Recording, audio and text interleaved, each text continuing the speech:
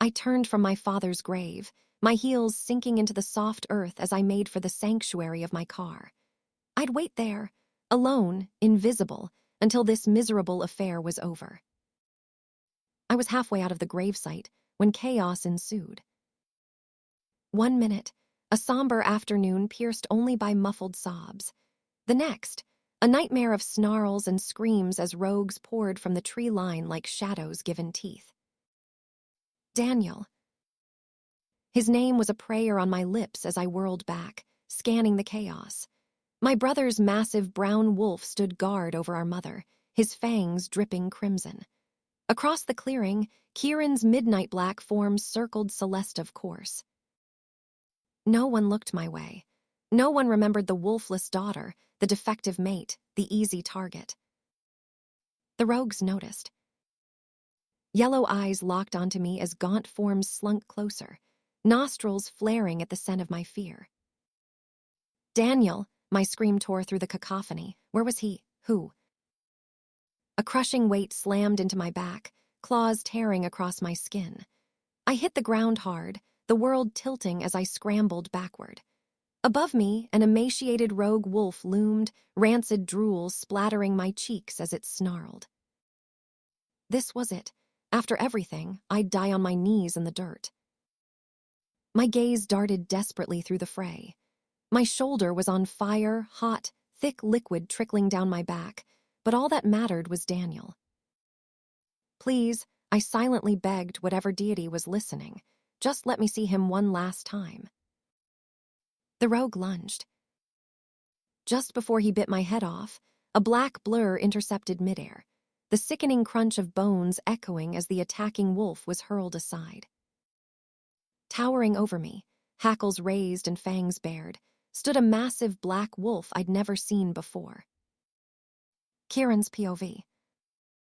The scent of Seraphina's blood still haunted me. I couldn't purge that seen rogues swarming, Daniel safe with my parents, Celeste needing my protection after years of neglecting combat training. But when those fangs flashed toward Sera, when her blood flooded the air, thick with pain, my heart stopped. Every alpha instinct roared to shield her my ex-wife, my son's mother, the mate I'd never publicly claimed. Yet before I could move, another shadow got involved first. I should have been grateful when that stranger tore the rogues apart.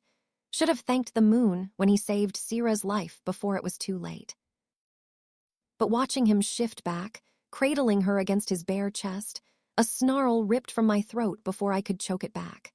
My canines throbbed, my vision bleeding amber. Mine, my wolf Ashar snarled. The word was a lie. I had no right to it, not after the divorce papers, not after a decade of denying her my mark, denied her the title of Luna. What kind of alpha claims ownership over a mate he never truly claimed? So why did the sight of his hands on her waist make me want to paint these fucking trees with his entrails? How is she? My mother's voice on the phone dragged me back to the present. Daniel wants to know.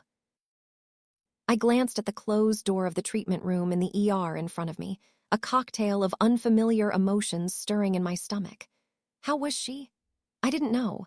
I'd seen her dress in tatters, seen the blood pouring down her back, but I wasn't the hero who'd saved her. Wasn't even the one who brought her here. Just the useless ex-husband waiting for news. No updates yet. No one had come to tell us anything. She had to be alive. She needed to be alive. How would I explain to Daniel if anything worse had happened to Sera? How would I justify protecting another woman instead of his defenseless, wolfless mother? Self-loathing burned through me. Whatever had passed between Sera and me, hurting Daniel was the last thing we wanted. She's... The door opened, and Seraphina walked out. Her right hand was in a sling, bandages poking out from under the rolled-up sleeve of the shirt. Because she didn't have a wolf, she wouldn't be able to heal as fast as werewolves did. The thought of her having to nurse the pain and deal with injury like a mundane task gave me an uncomfortable, gnawing feeling. Her head was turned inward, smiling at whoever was in the room, a doctor or nurse. "Thank you, I will. Yep."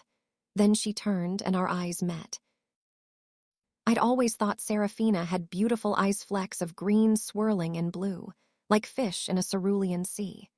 For 10 long years, I had deliberately avoided looking into them too deeply, refused to acknowledge the devotion that once shimmered in their depths. I told myself I couldn't forget she was the woman who'd ruined my life, couldn't surrender again to that dangerous allure and betray my love for Celeste. But now, seeing those same eyes regard me with nothing but glacial indifference, my heart clenched. Her smile fell. It was like that sea had frozen over, and there was nothing, not even anger for failing to protect her just icy regard. Sera. I'd almost forgotten Margaret next to me. She had been sitting in the corner, silently praying to the moon goddess since they'd wheeled Sera in. 2 hospital visits in 1 week. I doubted she could handle losing another family member. As soon as she spotted Sera coming out, she sprang up, rushing toward her daughter. Sera broke our gaze to view her mother, her eyebrows furrowing slightly. "Oh, darling, look at you." Margaret's voice trembled as she reached for Sera's injuries. "Excuse me," Sera stepped back, leaving her mother's hands suspended in empty air. "Who are you calling? It can't be me." "If you're looking for your darling," her gaze cut past Margaret to where Ethan and Celeste stood. "She's right behind you." "Sera," Ethan interjected, his alpha tone sharp with disapproval. "Mother's just concerned. What did the doctors say?" "Since when does my survival matter to any of you?" The ice in her voice was a blade to the chest. This wasn't the Sera I knew. The woman who'd once clung to our rare kindness like sunlight, who'd shaped herself into whatever might earn a scrap of our affection. "The doctors said I'll live," she continued, that glacial stare flicking to me. But then again, a cold smile. "Who cares about an expendable nobody, so long as the important people are safe?" "That's not." "Where is my son?" She cut off Margaret, turning to me with eyes stripped of all their former tenderness, as if I were just a stranger to her now. "At home," I answered stiffly, "with my parents." "I'll go get him." She gave a curt nod before walking toward the exit. "Wait," my hand shot out, catching her wrist. "Daniel is safe where he is. You're in no condition to care for him right now." Her gaze dropped to where my fingers circled her arm, brow furrowing. I released her but blocked her path. "The rogues who attacked today are likely the same ones who targeted your father. This wasn't random, Sera. They're systematically hunting the Frostbane pack members, trying to." "What does that have to do with me?" The ice in her voice made the room collectively inhale. "For fuck's sake, Sera," Ethan snapped. "Are you really this dense? You're in danger." "I stopped being a Frostbane member years ago." Her voice was a whip crack. "Which means I'm safe." "Sera, listen." I dragged a hand through my hair, frustration spiking. "And I'm not part of your pack either." She took a step closer, eyes glinting like shards of diamond. "Is this some new ploy to take Daniel from me?" "What?" I looked at her unbelieving. "Then, I don't understand why you're all standing here trying to stop me from getting my child." "Have you lost your mind, Sera?" Margaret exclaimed. "I've given you what you wanted." A shrug, feigning nonchalance. "The divorce is signed. I've moved out. The funeral's over. There's no reason for us to keep talking." My jaw tightened. "Sera, that's not." "Try to take Daniel." She locked my eyes, a promise sharpened to a killing edge. "And you'll learn how sharp my teeth are with or without a wolf." I exhaled through my nose. "Let me drive you." Sera froze. So did Celeste. I felt her stare burning into my back. Shit, I schooled my features into something colder. "Your car's still at the cemetery. Divorced or not, you're still my son's mother. That makes you my responsibility." "No," her laugh was bitter as wolfsbane. "You already proved my point. Even when you're right beside me, you don't choose me. I won't trust my safety to someone who's resented me for a decade. Sera, the warning in my voice should have made her flinch. She didn't even hesitate, just walked out. And fuck if that didn't feel like a silver bullet to the chest. Sera was a viper. Her distance should have been a relief. So why did the line she'd drawn between us make me want to tear the whole goddamn world apart? Celeste's touch startled me. This is just temporary, right? Her fingers trembled against my arm. We won't have to keep doing this. I forced my attention back to her, to the woman I'd loved for years, my rightful Luna-to-be. Nothing changes. I covered her hand with mine, squeezing. You'll always come first. Kieran, she sobbed into my chest. With father gone, I don't feel safe. I need you. I've got you, I murmured, pulling her closer. No one will tear us apart again. Celeste nestled deeper into my embrace, her tears dampening my shirt. Yet my traitorous gaze kept drifting to that empty exit where Sera disappeared. The unease coiled in my gut. Why? Seraphina's POV. Mom. Daniel unfolded himself from Christian Blackthorn's lap and raced to me as soon as I stepped in through the front door. I exhaled, catching his body against mine in a one-armed hug. I pressed his head against my chest, feeling his little heart thunder against me. He was fine. He was safe. My family had failed me in countless ways, but at least they'd protected him. I was so thankful for that. Hi, baby, I whispered into his curls. Daniel pulled back and eyed my injured arm, wrapped in bandages and a sling, his face tightening. You're hurt, his voice wobbled. I shook my head, cupping his cheek to pull his gaze away. It's okay, my love. I pressed his head against my chest again, kissing his hair. I'm okay. He clutched onto the fabric of the shirt I'd borrowed from a nurse, and the shudder that ran through him seemed to reverberate through me. It's okay, Mom. His voice was muffled. I'll take care of you. I closed my eyes as a tear slid down my cheek. I know you will, baby. My strong, beautiful boy who loved me in a world where no one else did. We'll take care of each other.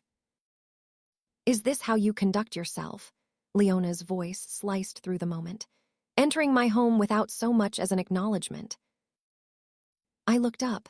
The blackthorns sat entwined on the couch, Leona's glare as sharp as ever. Once, that look would have sent me scrambling to apologize, to prove myself worthy.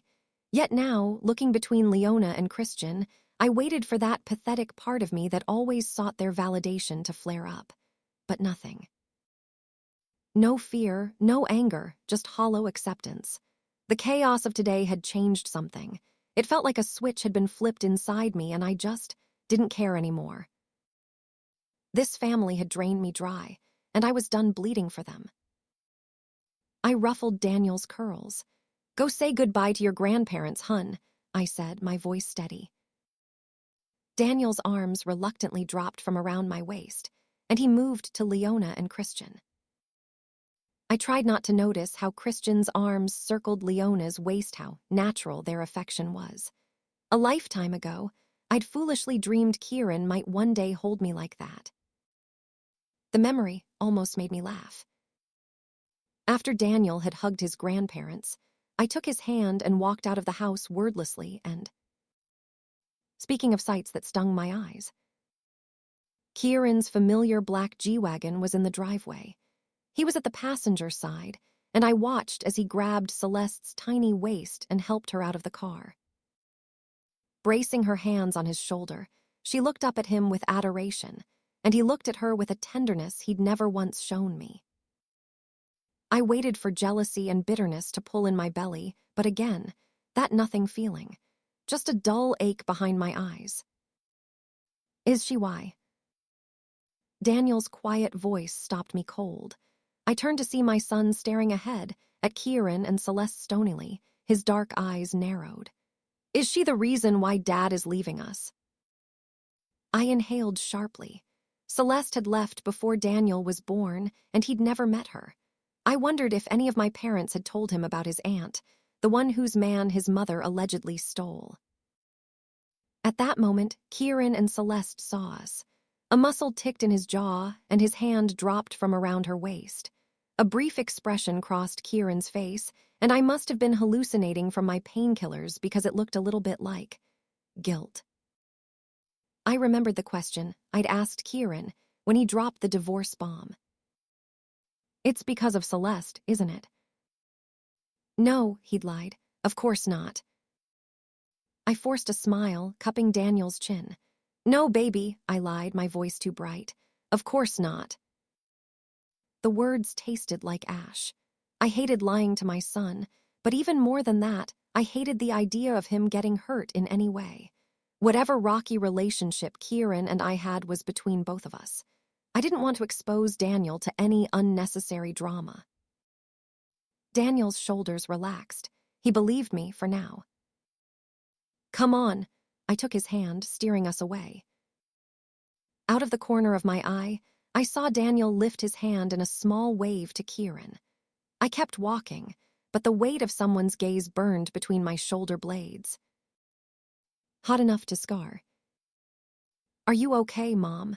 Daniel asked, tugging the thick duvet over my shoulder. "Do you need anything else?" I smiled.